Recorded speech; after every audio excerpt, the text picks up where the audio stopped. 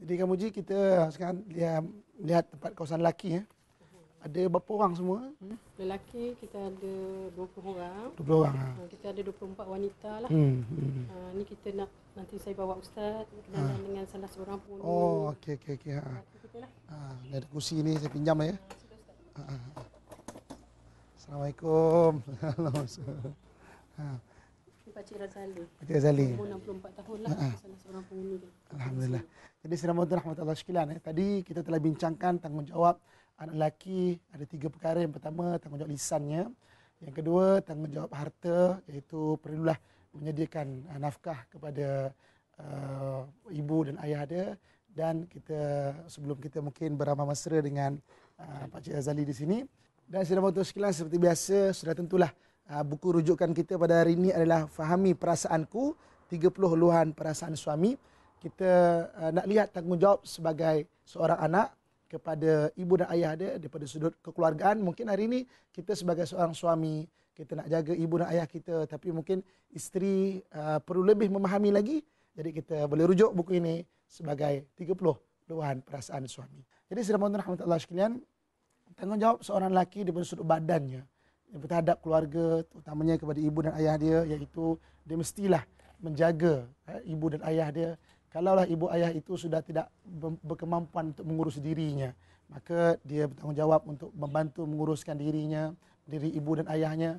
Begitu juga tidak boleh berkata dengan perkataan yang tinggi suara. Allah sebut wala takullahuma uffin, janganlah kamu berkata.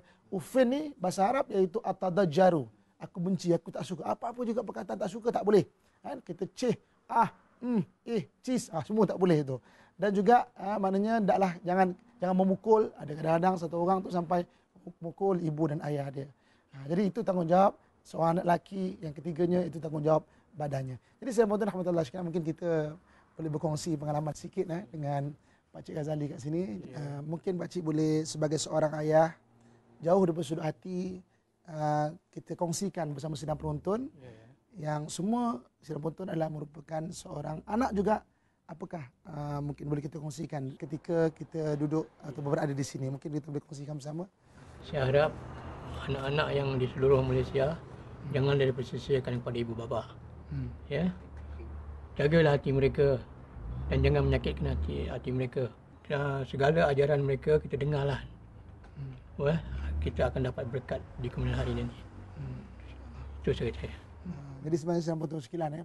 Sebenarnya apabila kita bersama dengan maknanya warga emas, orang yang kita muliakan, sebenarnya bukan saja penjagaan daripada sudut tubuh badan itu penting. Itu penting segi ubat-ubatan, makan minum, tapi dari sudut perasaan juga, daripada sudut dalaman juga, daripada sudut hati juga. Kerana kita manusia ni Allah sulamkan dengan berbagai-bagai perasaan sudut hati. Kita nak supaya rasa kita dihargai, disayangi. Paling kurang kita nak supaya ada orang-orang yang boleh bersama-sama kita, yang memahami kita. Jadi sebab itulah saya mohon rahmatullah sekalian, terutamanya kepada seluruh anak-anak yang menonton pada hari ini. Maknanya ibu dan ayah, satu orang yang menjaga kita. Hari ini mungkin sedang mohon rahmatullah sekalian, kalau kita sakit, ibu dan ayah tidak tidur menjaga kita. Tapi kalau ibu dan ayah sakit, kadang-kadang kita biarkan ibu dan ayah itu. Kalau kita susah, ibu dan ayah tu rasa susah kepada kesusahan kita. Tapi kalau ibu dan ayah susah, kita biarkan ibu dan ayah. Kalau hari ini ibu ayah salah, kalau hari ini anak salah, ibu ayah maafkanlah pada anak-anak. Tapi kadang-kadang kalau ibu ayah ada buat salah, anak kadang-kadang tengking-tengking, anak kadang-kadang tidak menghargai, anak kadang-kadang biarkan. Kalau anak sakit, ibu ayah biasa suapkan anak. Tapi ibu, ayah kalau sakit, tak ramai anak yang nak menyuapkan ibu dan ayah dia. Jadi sedang penonton sekalian, maka kita hargai ibu dan ayah kita. Mudah-mudahan satu hari nanti anak kita akan menghargai kita. InsyaAllah. Terima kasih.